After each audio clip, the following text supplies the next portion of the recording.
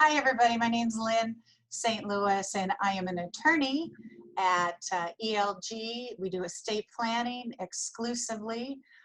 We are here today to do a virtual town hall, so to speak. It's Ask an Attorney, and the whole goal is to answer all the questions that you have about estate planning and to try to do it in a way that's understandable and not full of a lot of legalese. So that's my goal. So please feel free to enter your questions in the chat box or post them, and Erica will let me know what questions that you have. So we can try to answer those all today. There are a list of questions that some folks have already sent my way, so I'll make sure I answer those. One of the things, you might say, hey, am I in the right place? Am I here? Is this where I should be? If you want to have your questions answered about estate planning, and don't worry, there are no dumb questions. Feel free to ask them and we will answer them. At ELG Estate Planning, we have an office here in Spokane. We have one in Tri-Cities as well. So we do serve Eastern Washington. All right, so before we really get started, I wanted to introduce, I have a team member with us today. His name is Will Klauser, and he's my client needs consultant. What he really helps do is translate what could be legalese into understandable language. So you want to say hello, Will? Hello, everybody, and thanks for joining us. As Lynn said from the outset, one of our goals here is to try to take things that are often in thick legalese and try to translate them into normal terms. So I'll do the best that I possibly can to help accomplish that whenever called upon during the meeting. And I definitely appreciate everybody being on board with us today. It's really interesting. Our town hall Ask an Attorney are one of our favorite, most popular live presentations. Obviously, we can't do live, at least not live in person anymore. But it really is a great opportunity to get your questions answered. I know right now, this is a time when, there's a whole lot of uncertainty in the world. And what I could say to that is really the most important thing that we each can do is to take care of ourselves, take care of the ones that you love. And estate planning is one of those ways that we can help to reduce uncertainty. So that's what my goal is to help everybody have a better understanding of what is estate planning. So again, feel free to ask questions. One of the things that I'm often asked about estate planning is, well, do I need an estate plan? Some of you, we are ELG, we are elder law group and estate planning. And a lot of times I get questions from people that say, well, I'm only 40. Why do I need an estate plan? So who needs an estate plan? Who needs an estate plan is if you are an adult, you need an estate plan. An adult is somebody who's 18 years or older, and I'll explain why you need an estate plan. You might say, well, I don't own a house. I don't have a big bank account. One of the things about estate planning, what's so important is that it protects you personally, your voice, your autonomy, so that nobody else can come in and really take control over your life, that you keep this state from, dictating what happens to you if something, should happen to you. If something bad should happen, that you lose capacity. That is something that if you don't have a good estate plan in place, then you're going to be involved with the state, and you're pretty much going to lose the ability to, voice your own or make your own decisions. So, really it is for anybody who's an adult. Now, candidly speaking, do the 20 and 30-year-olds say, hey, I need an estate plan? Well, who, not as much as the people who are middle-aged, certainly, but who does are the people that just got married, just had a baby, or are expecting, and they realize and they've heard that, what, I'm really need to be responsible now, so I want to know more about estate planning. So, all right, let me start with, all right, one of the first questions. This is a big one. What are the essential estate planning documents? So I'll list them out and then we'll come back to them. the essential estate planning documents are durable powers of attorney for finances and health, a will, a revocable living trust, and a healthcare directive.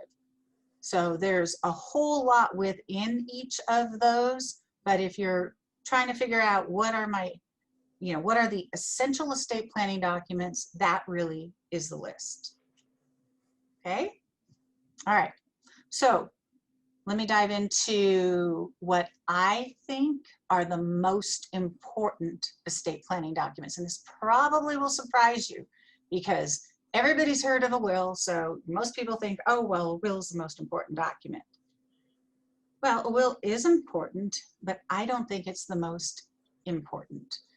I believe that your durable powers of attorney are your most important estate planning documents. And this is why. The durable powers of attorney are what I call living documents. What that means is that they have an effect while you're alive, whereas a will takes effect when you die.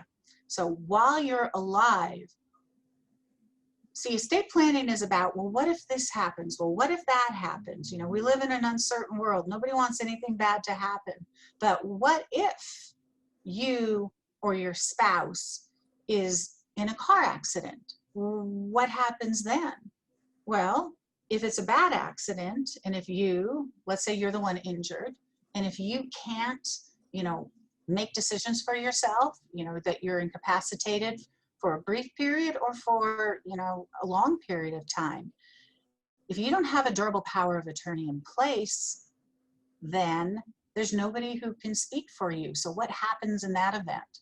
In that event, the court steps in under a court-ordered guardianship, and you become a ward of the state, which is a really, really bad situation to be in. I mean, the auto accident was bad enough. All the impact on your family was bad enough. But now they have to deal with the court system, all because you didn't have a durable power of attorney. So there are durable powers of attorney for financial matters and for healthcare matters. Financial matters is just like it sounds. Somebody can manage all your finances. If your home needs to be sold or, a contract signed or something, that is a durable power of attorney for finances. Durable power of attorney for healthcare allows somebody to speak to your doctors for you. So Erica, did you want to take a question on that as I'm going through this? Yeah, interrupt me. If you're ready, we've got a question from Skylar Donner. He is coming in via Facebook, and his question is, in your opinion, which is more important, a trust or a will? Okay, I'm going to hold that question because I will get to that next. It depends on the situation. So I promise you, Skylar, I will get back to that one, and I'll handle that in just a moment. So in my opinion, the most important estate planning documents are durable powers of attorney because they're in effect while you're alive. And before I move on to answer the question about wills versus trusts, a lot of people think that because they're married, they don't need a durable power of attorney because they're married, right? So maybe they both have their name on a bank account, or maybe they bought the house together. But let me ask you, if you're married, have you ever called on your spouse's credit card to say, hey, I need this information? They say, oh, I'm so sorry, I can't talk to you. Put your spouse on the phone. Well, what if you can't put your spouse on the phone because they can't, something's happened to them? Well, that's kind of an example of what happens. If you have a durable power of attorney, you go, oh, let me get you the durable power of attorney. My spouse can't speak because something has happened to him. Then the credit card company or any financial institution will talk to you. But if you don't have that, then you're under a court-ordered guardianship. It's an expensive proceeding. It's very invasive. Everything about your finances, everything about your personal life is on record in the court, managed by the court. So don't think that, hey, everything's fine because we're married. I can handle all my spouse's stuff. No, you can't. And before I move on from the powers of attorney and why I believe they're so important, let's say you're not married. Let's say you're in a committed, intimate relationship. You've been together 20 years, and of course you want your loved one to speak for you. If you're in a car accident, you're at the hospital, the doctor says, what treatment? Well, if you don't have a legal relationship that is recognized, like a spouse or, you know, a parent or a child, then this partner in the committed intimate relationship won't even be allowed to get information about their partner, let alone give instructions to the doctor. So a lot of people think, well, you know, we're together, everybody knows we're together. Well, the law does not recognize that you have any authority to speak for your loved one. So that is really something that's really tough for people if they're faced with that. So how do you overcome all of that? Have your durable powers of attorney. Those are just the most critical documents to have for everybody as a part of their estate plan. So before I move on, any questions about durable powers of attorney? If not, I'll answer Skylar's questions about wills versus trusts. All right, so let me first define wills versus trusts. So a will is a legal document that you sign during your lifetime, and it says, when I die, my assets go wherever I say I want them to go. So that's what a will is. It takes effect only upon death. Now, when it comes to trusts, there are so many different kinds of trusts. When people say trust, normally what they're thinking about is what's called a revocable living trust. What that is, it's a document you sign while you're alive, and it says, here, I'm going to put all my assets, my bank account, my house, I'm going to retitle everything into the name of my trust so that it can be managed while I can manage it while I'm alive. And if I can't manage it, then another successor trustee can manage it. So it does have an effect while the person is alive. And then upon death of the person who created the trust, that's called the grantor, upon their death, then the assets go wherever they say they want the assets to go. And a lot of people like revocable living trusts because one of the purposes of trusts, and if they're done right, they will avoid the legal proceeding called a probate. All right, so question, Erica, did you have another question for me? Skylar has a question about common law marriage. I can't hear you. You're muted. Sorry about that. Skylar wanted to know if common law marriage, he said common law marriage doesn't kick in, ? In regards to the last subject. We have another question after that as well, but go ahead and answer. So really good question. Washington does not recognize common law marriage, at least not if it was created in this state.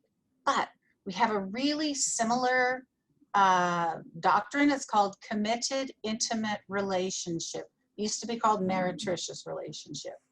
So if you are in this, you know, long-term relationship and you're in this what we call committed intimate relationship, it's not a common law marriage, but it has a lot of similarities to it. If you're in that relationship and your partner is in the hospital, no, you will not be recognized as having any legal rights to speak for your loved one. However, if you're in a committed intimate relationship and that partner, your partner dies, and you don't have a will, you don't have an estate plan, so it's like, okay, well, now what happens? Your partner in that committed intimate relationship may have a right to half of your assets and a minimum right to $125,000 worth of your assets. It's called the Family Allowance Award. So what a lot of people think is, okay, well, we're not going to get married. We're just going to, you know, because we want to keep things clean and simple. Well, sometimes the opposite happens, is that it isn't quite so clean and simple. In fact, it gets more complicated. I recall one situation I had where the committed intimate relationship, they were married, or they weren't married, they were together for like 30 years. They owned tons, like 12 properties, but they were all in his name, none were in her name. and his will didn't provide for her. At his death, the court awarded her half of all the properties because of the doctrine of committed intimate relationship. Even though he had thought she's not going to get any, she did. Beth Kohler on that subject asked, what about prenups from Facebook? Mm-hmm. Prenups are a very good way to make sure that you say, and now remember you said prenuptial, so that's like before you get married, right? Nuptials, that you can say, hey, these assets are mine, they're always going to be mine. The other spouse says, these assets are mine, they're always going to be mine. But frankly, if you have prenuptials and you've gone to that effort and thought to do that, then you're likely to have an estate plan as well, because your estate plan needs to support what you said in your prenuptials. Yeah. She had another question as well. I put it into the comments. Do beneficiary elections supersede probate and wills? That's such a good question. So a lot of our assets are what we call non-probate assets because they don't pass through your will. And those assets also aren't part of a revocable living trust. I don't think I answered the question about what's more important, wills or trusts. We'll come back to that. But let's say you have an IRA. That's not going to pass under your will. That's not going to be part of your trust. So you'll have a beneficiary designation. And that is going to say where that account, where that IRA goes. So it's really important to look at not just, okay, I have a will, I have a trust. It's like, no, you got to look at what are all your assets and are they set up to go where you want them to go? So if you wanted, for example, let's say you're in a situation where you recently married, you have an IRA, you want your IRA to go to your kids from a prior marriage, then you're going to want to make sure your beneficiary designation says, hey, my asset's going to go to my 2 kids, for example. And don't expect that your will can cover that. I'm not going to get into so many stories, but there was a situation where the attorney didn't realize that the will can't capture the IRA account, and because it was actually a 403B, and because of how the 403B account was set up, it ended up going to the brand new wife and not where he wanted it to go, which was to his grandkids. So beneficiary designations can supersede probates and wills, and frankly, they should be set up to do that and not be directed through a will, a probate, or a revocable living trust. So let me get back to answering the question. And again, anybody feel free to ask questions as we go about what's more important, wills or a trust. It depends on what your situation is. We live in the state of Washington where our probates are really simple, very simple. Having said that, it's a probate though, so it's still a legal process. Likely going to be fees, legal fees involved. So sometimes people think then, okay, well then I don't want to have to pay a lawyer for a probate, so let's do a revocable living trust. And that might be appropriate as long as the revocable living trust is done well, it's funded correctly, and it's administered correctly. And the biggest problem I see with revocable living trusts is people don't understand them, so they just sign the trust, they sign the document, they go, okay, I'm done, it's all done. What they didn't realize is that they had to retitle their bank account into the titling of the trust. They had to do a deed putting their house into the name of the trust. That upon their death, somebody, a successor trustee, needs to implement or make sure that the provisions of the trust are carried out. There has to be somebody acting upon the directions. And when people don't understand well enough what they should do and they don't seek legal counsel, it ends up causing a lot of troubles. And a revocable living trust, in my opinion, is way oversold in our state. That oftentimes it is completely unnecessary, and attorneys just sell them to say, hey, here's your answer to all your problems here, just sign this. And then people don't even understand what they do. There was a situation where a gentleman, he was single, no kids, he had one house and one bank account.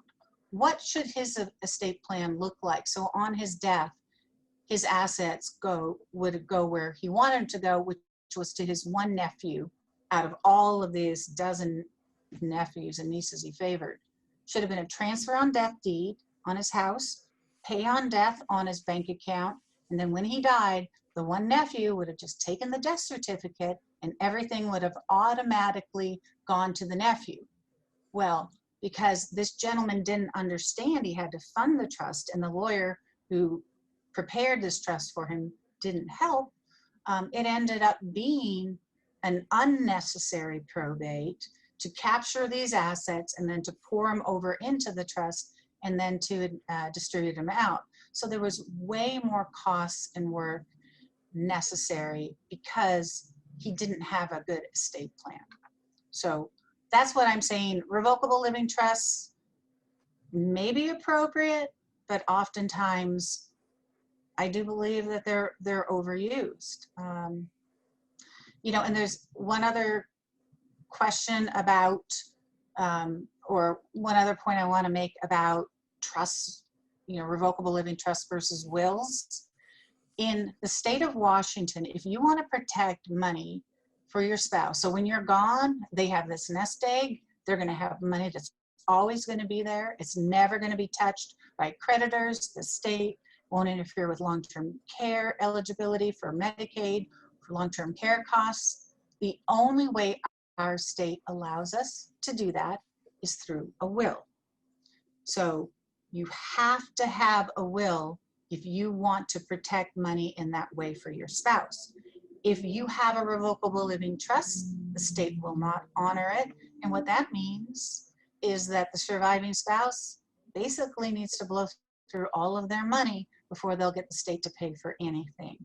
And that is something, because, you know, at ELG, what we do is, you know, we know how to protect assets. We know how to use government benefits. We know what the rules are. And one of the things that most people don't understand is that if you want to protect assets, there is one particular way our state says you have to do it, and you have to do it through a will. One of the things about, you know, I need to explain wills versus trusts. The reason people prefer trusts often is that they won't have to do a probate, or they want to not do a probate. I just explained to you that if you want to protect assets for your spouse, you got to do it through a will. A will must be probated if we want to protect assets for the surviving spouse. So that fits into one of these questions. What is a probate? A probate is the process where you take the will, file it with a court. In our state, the court is not involved beyond that point. It's non-intervention, there's no bond required, but it is a process.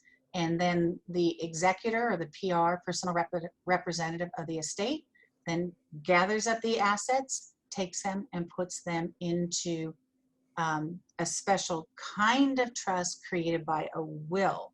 Not the revocable living trust, but a testamentary trust that's created by the will. That's if you're protecting assets for your spouse. If you're not protecting assets for your spouse or other beneficiary, then oftentimes the probate is just to pass through the assets to whomever is to inherit them. Let's see. Got a couple of questions. I don't know if you saw the one from Levon. A life estate. What is a life estate? A life estate is an interest that is given in real property, so that whomever has the life estate has the right to use that property for the rest of their life. That's what a life estate is. Why would you use it? To preserve the ability to stay in your home for the rest of the life. Maybe you say, well, I want to give away all of the rights to my house except for I want to live in it for the rest of my life. That's why you'd use it. In the state of Washington, especially for those of us who are involved with long-term care, we do not use life estates. Life estates are subject to a lien by the state of Washington in the event that any kind of long-term care benefits were paid. So there are much better ways to deal with real property for us than to do a life estate. Can beneficiaries fight a trust in a court of law like they can a will? Yes, absolutely they can. So that's one of the things that people have a misunderstanding and think, oh, well, a will is going to go through probate. That gives the forum for people to fight about it. Similarly, a trust, even though it wasn't intended to go through the court, if anybody has any complaints against that trust and what's going on with it, the court has jurisdiction over that trust. So yes, it can be fought just like a will contest can occur. Maybe a follow-up question that might be helpful there, Lynn. Is there any difference to the answer of that question when you're talking about a revocable living trust versus a testamentary trust that's created after? Well, a revocable living trust can be fought in court when that can happen during lifetime or after death, just like a will can, or even before, because a will can't be contested while the person's alive, whereas a revocable living trust can. So when it comes to a testamentary trust, that's a trust that's created by a will. The whole process for creating that trust happens during the probate, while the will is being recognized as being valid. And candidly, I got to tell folks, if you had an attorney draft your will and they did a good job, we don't really see will contests. We don't see that. Usually will contests are because, at least in our experiences, there was a good will in place and then somebody came in, well, the person was lacking capacity toward the end of their life and they had them sign a new will and changed everything. And that's appropriate for a will contest. But the actual trust created by a will usually will not be challenged after the probate, though anytime you have a will or a trust, or frankly anything having to do with people, the court is always there to protect and enforce rights. It's just that, is there a leg to stand on, is the question, is what the court's looking at. Is it easy to change the people that you've selected to be your decision maker, like the executor, the personal representative? We call it the attorney in fact, that's the agent under your powers of attorney. Yeah, it's easy to make those changes as long as the person who is signing the documents still has the capacity to understand what they're doing. Okay. All right. When is it too late to start planning? Kind of fits in with what I just explained. As long as the person who is making, signing the estate planning documents, as long as they can understand what they are doing, they have capacity, and then it's not too late to execute the documents. It's too late when the person is deceased. It's too late when the person has lost their cognitive abilities because of Alzheimer's, stroke, traumatic brain injury, etc.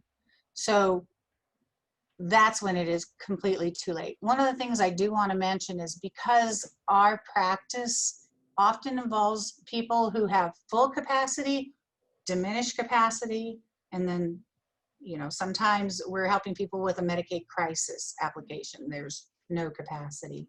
I can tell you that the earlier you start in the process, the more tools that are available, the more that you understand it, the more that whoever you're depending on to be your decision maker can understand it and ask questions. The longer that people wait, the less options are available. It's not to say we cannot help people when they're in a Medicaid crisis. We usually can.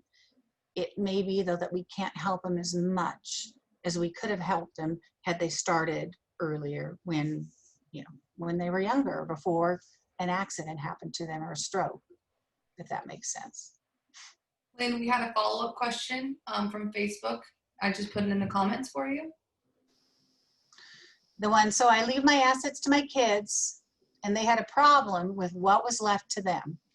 Is there any document that is so solid that they can't fight it? Yeah, really a good will is so solid that they can't fight it. So let me explain my answer. Let's say that you say, so your will says who you are, I'm single, I'm married, I have, 2 kids or however many kids. Really important to name all your kids. Don't think that by not naming a kid that you've cut them out. No, you just gave them an intestate share to your estate. Name all your kids. And then you can say, you know what? I want all my assets to go to my good kid. None go to any of my other kids. All right? So then the kids who have been excluded, they go to a lawyer after you've died and they say, well, this just isn't fair. Really, I should get more, I should get something. Any lawyer worth their salt is going to look at this and say, if your parent had capacity when they signed this document, you are going to get nothing. The way that people fight about it is then they look into, well, did dad have capacity? Well, no, he was on his deathbed and was taking drugs. He didn't have capacity. Then there is, and there should be a way to fight that, because your parent wasn't thinking themselves. Somebody was, pushing them to disinherit the kid. But in the normal situation, there is a will protect against, someone who shouldn't inheriting. And when I say that, so the person who's disinherited will go to a lawyer, and a lawyer who's a good lawyer will say, you don't have a leg to stand on. There's no way to dispute this. And if you think that you really have a good leg to stand on, then because this is going to be litigated, I'll take a $30,000 retainer to push through the courts, because it costs money to litigate a will.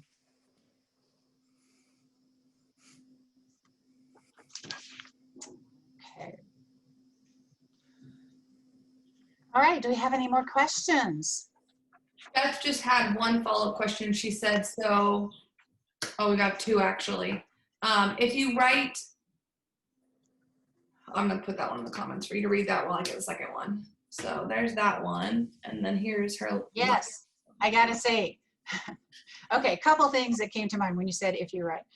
So let's say you have an estate plan in place and you want to change it. Do not mark it up yourself. You just invalidated the entire document. Don't do it. You have to, because the law has formalities for a very good reason, because there has to be witnesses, for example, to your will. They have to be notarized. All of these formalities is because these are really important documents. And so that's why, the law requires that all these formalities be followed. So don't try to revise your documents yourself. And specifically to the question, if you do a will when you're single and then you get married, must you update it? Absolutely, you must update it, because if your will says, I'm single, but at the time of your death, you're married, then what happens is that spouse who was omitted because you got married after you signed your document has an argument to at least the family allowance award, which is $125,000, if not more. Let's say you also had a 401k account worth, or 403b worth $500,000, and you just got married 6 months ago before you died. Usually, according to what the plans are, your surviving spouse gets 100% of that retirement account. So it could be that because you didn't think about this, you didn't update your will, you didn't change your beneficiary designations, you know, this spouse who's you've been married to for 6 months gets virtually everything in your estate and your kids get nothing. So really, really important. So next question. She said, wow. And we have a new question from, we have another question from Beth and a new question from a new viewer, David. Yeah.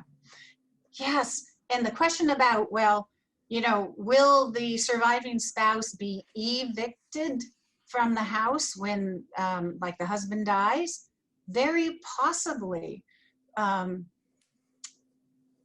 can tell you a situation where husband died and husband and wife both had their names on the house, regardless of, you know, anything fancier than that. They both owned the house, but the husband's will said, on my death, my share of all my community interest goes to my kids from a prior marriage.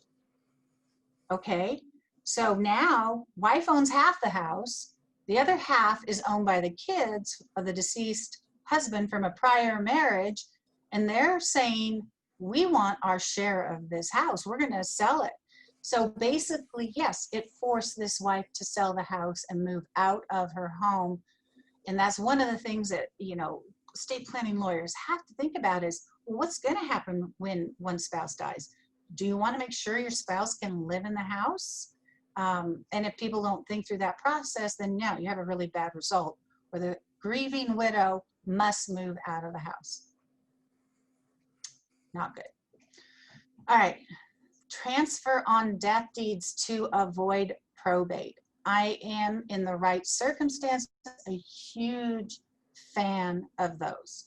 So it used to be, this law changed, I don't know if it's been 4 years now. It's been several years. It used to be that if you had a house, you couldn't say, on my death, I want my house to go to this person. There had to be a probate, or there had to be an administration of a revocable living trust if the house was in the trust. Now, just like you can say my bank account pays on death to somebody, my retirement account pays on death to somebody, you can now say my house pays on death to somebody. In order to do that, you must record with the county. It's called a transfer on death deed. It's called a revocable transfer on death deed. So it must be recorded prior to your death. And the effect of that is that after you die, the person to whom you granted this interest in your house, all they need to do is go to the county. Usually they need to bring a death certificate, and then the title to your house is then transferred to that person that you said you wanted to get the house. So it can be a really good, effective way to avoid an otherwise unnecessary or not beneficial probate. So I am a big fan of them in the right situation. Best is if you have, I want it to go to one person. The more people that you say you want the house to go to, the more problematic it becomes. Oh, I want it to go to my 2 kids because they always agree. Maybe. I want it to go to 3 or 4 kids. Like, okay, now we've created a committee and a mess and a forum for a lot of problems. Whereas if you do it through a probate, you appoint a personal representative. That's one person who is in charge. And even if you say, well, I want them to consult with the other kids, at least you have one person who is the decision maker as opposed to a bunch of people who are arguing and fighting. So in the right situation, yes, transfer on death deed is a really good idea. Same with pay on death accounts. It really depends on the situation. When we are trying to protect assets for either maybe a child who's special needs or somebody who has lifestyle issues, or somebody who's on government benefits, or even a surviving spouse, we might not want to do these estate planning tools that avoid probate, because it's through probate we can set up a trust so that the money is received through the probate, through the will, into a trust, and protect people for whatever their situation may be. And that's why I keep coming back to, it really depends on what your individual situation is for what's the right estate plan and the right documents for you.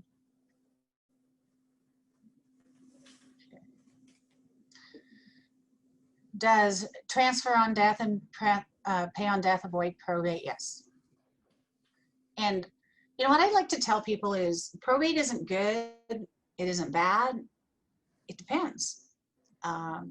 If there's no benefit to a probate, then I'd say it's probably bad, we should avoid it. If there's a benefit to a probate such that you protect half or 100% of your assets for your loved ones, then probate's probably a pretty smart thing. Do a probate. So don't just, you know, especially those folks who are promoting revocable living trusts, they put the fear of probate in you. Avoid probate, avoid probate. I like to say, question it. Well, why should I avoid probate?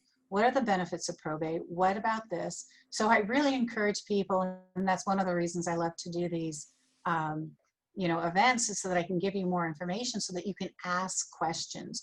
Don't just take what somebody tells you at face value. Make sure you understand it and make sure you ask questions, because you know, it's about your life. It's about protecting you and your loved ones. I mean, I can't tell you how much gratitude I have when I've met with a client, they've signed their documents, they've been through the process, you know, it's 4 to 6 weeks to, you know, to do a good estate plan.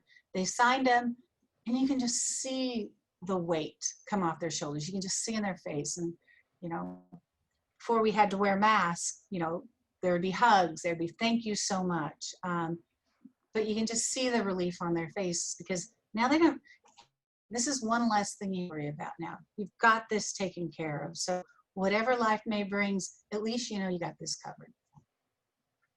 So, all right, well, I don't see any more questions. I'm happy to take any more questions before we sign off today.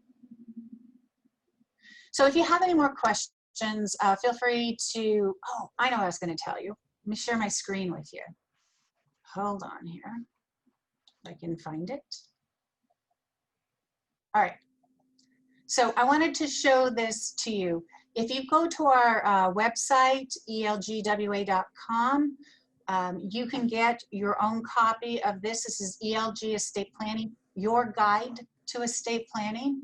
And it covers kind of a lot of what we talked about. Do you need an estate plan? You know, powers of attorney, general durable power of attorney, healthcare power of attorney. Oh, we didn't talk about advanced directives, healthcare directives, so you want to know about that. Wills with asset protection, revocable living trusts, whether to use probate to benefit your estate or not. We didn't talk about this. Minor children, so important. For if you have a minor child, you need a will. A will is what, if both you and the other parent die, that's what the court is going to follow to say, who do you want to be the guardians of your minor children? How often do you need to revise your estate plan? Don't wait until it's too late. So feel free to go to our website, download this so that you can have this to look back at. If you have any more questions, just feel free to, you know, you can email us. We have our email at our website, or it's team, TEAM, @elgwa.com, or just call us, 509-468-0551. We're happy to answer any questions that pop up later. I really hope you learned something, you enjoyed. Thank you so much for spending your time with me today. I know it's really valuable. I hope that there's some good information that you can take away from this. And until next time, thanks so much.